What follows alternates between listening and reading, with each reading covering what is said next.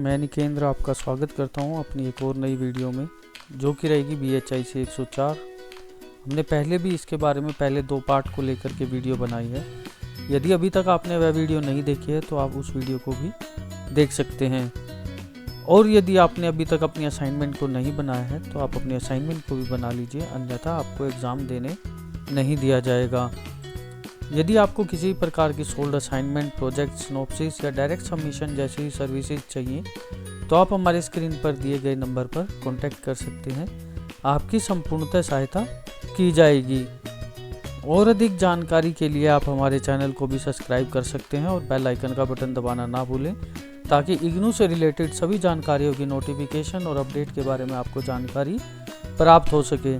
और यदि अभी तक आपने यह नहीं देखा है कि एग्ज़ाम की जो नई डेट के बारे में हमने एक वीडियो बनाई है कि इग्नू के एग्ज़ाम फॉर्म कब से भरी जाएंगे, तो उस वीडियो को भी आप हमारे चैनल पर देख सकते हैं। तो आइए दोस्तों, वीडियो को शुरू करते हैं।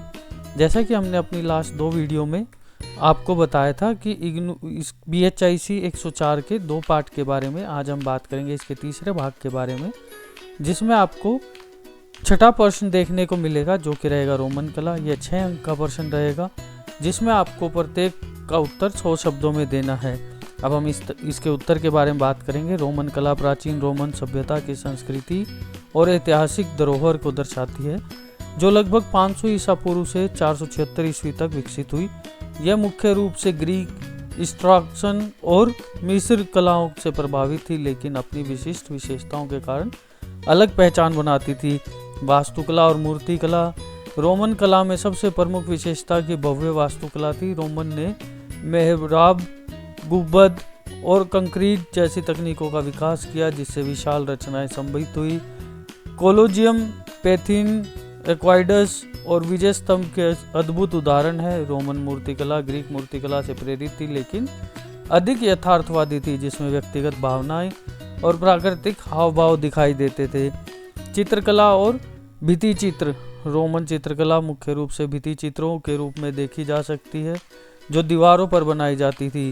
पोपेई और हरकुलेनियम के अखंड हरोग में शानदार चित्रकला के उदाहरण मिलते हैं, जिनमें प्राकृतिक पौराणिक कथाएं और दैनिक जीवन के दृश्य दर्शाए जाते हैं। सिक्का कला और मोज़ेक। रोमन ने सिक्कों पर सम्राट के ऐतिहासिक घटनाओं की छवियां उकेरी, जिससे कला के साथ साथ राजनीतिक प्रचार भी हुआ। मोज़ेक कला से सार्वजनिक और निजी भवनों की सजावट में भी प्रस्तुति होती है। प्रभाव और विरासत।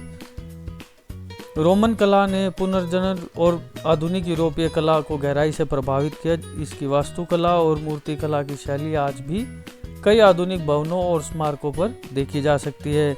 इसके बाद आपको इसमें 7वां प्रश्न देखने को मिलेगा, जो कि रहेगा मिनेर। मिनेर मध्यकालीन यूरोपीय जागीर व्यवस्था।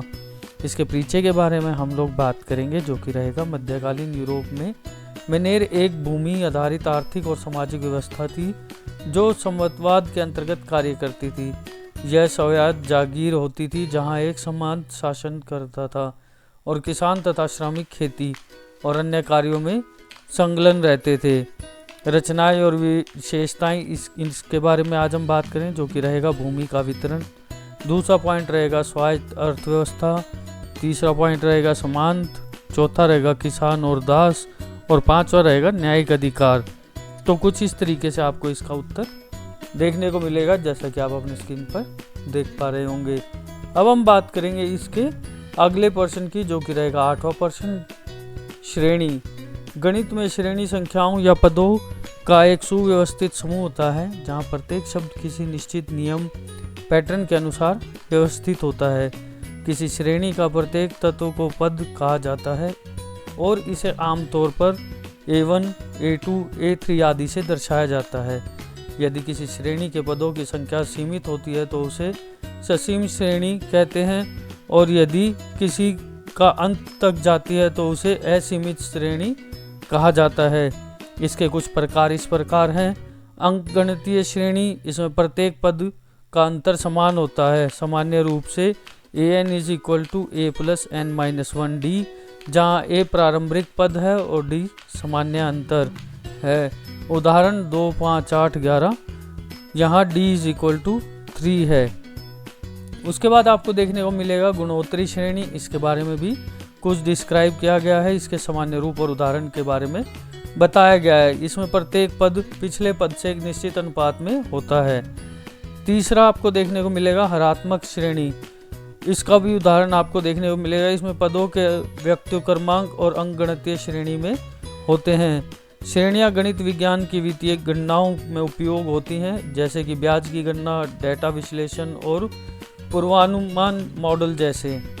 इसके बाद आपको इसमें 9वां प्रश्न देखने को मिलेगा, जो कि रहेगी अल्मोराविद कौन थे।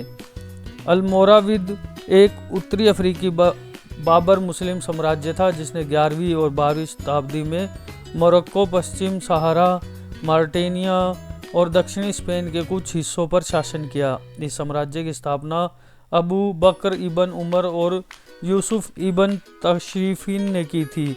इसकी उत्पत्ति और उदय के बारे में हम लोग बात करेंगे, जो कि रहेगा अल्मोरा वंश की शुरुआत सहारा के सहन हाजा बाबर जनजातियों से हुई थी। इस्लाम के मालिकिनी मत के सख्त अनुयायी थे। अब्दुल्ला इबन यासीन ने उन्हें एकजुट किया और एक धार्मिक सैनिक आंदोलन की नींव रखी। इसके बाद यूसुफ इबन तशफीन ने नेतृत्व किया। अल्मोरा समाज तेजी से बढ़ा और उसने 1886 ईस्वी में स्पेन में ईसाई राज्यों के खिलाफ जलका की लड़ाई में विजय प्राप्त की। अल्मोरा की प्रमुख उपलब्धियां कुछ इस प्रकार हैं: इस्लाम का विस्तार, दूसरा पॉइंट रहेगा राजनीतिक स्थिरता, और तीसरा रहेगा संस्कृति का प्रभाव।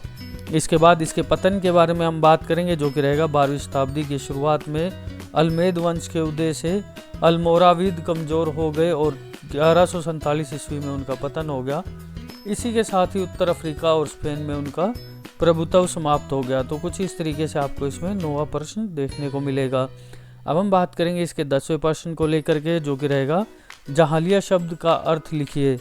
जहालिया शब्द का अर्थ, जहालिया एक अरबी शब्द है जिसका शाब्दिक अर्थ अज्ञानता या अज्ञान का युग होता है। इस्लामी परंपरा में यह शब्द इस्लाम के उदय से पहले के अरब समाज की स्थिति को दर्शाने के लिए प्रयोग किया गया है। जहालिया की विशेषताएं, इस्लामी विद्वानों के अनुसार जहालिया काल में अरब समाज की कई सामाजिक, नैतिक और धार्मिक बुराइयों में ग्रस्त था, जिनमें शामिल है मूर्ति पूजा, जातीय और कबीलाई भेदभाव, नारी उत्पीड़न, अनेकता में हिंसा, धार्मिक और नैतिक दिशाहीनता।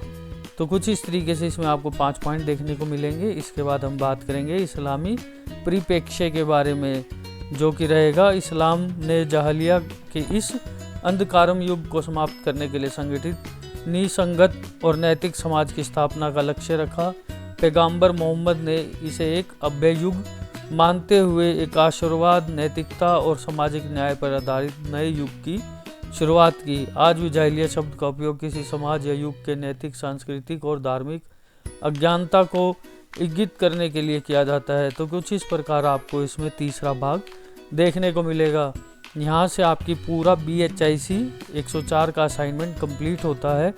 आप इस वीडियो को देख करके अपना पूरा असाइनमेंट बना सकते हैं, जिसमें आपको अधिक से अधिक नंबर प्राप्त करने में सहायता मिलेगी। दोस्तों, यदि आपको वीडियो में दी गई जानकारी अच्छी लगी हो तो आप हमारे चैनल को सब्सक्राइब करें और बेल आइकन का बटन दबाएं।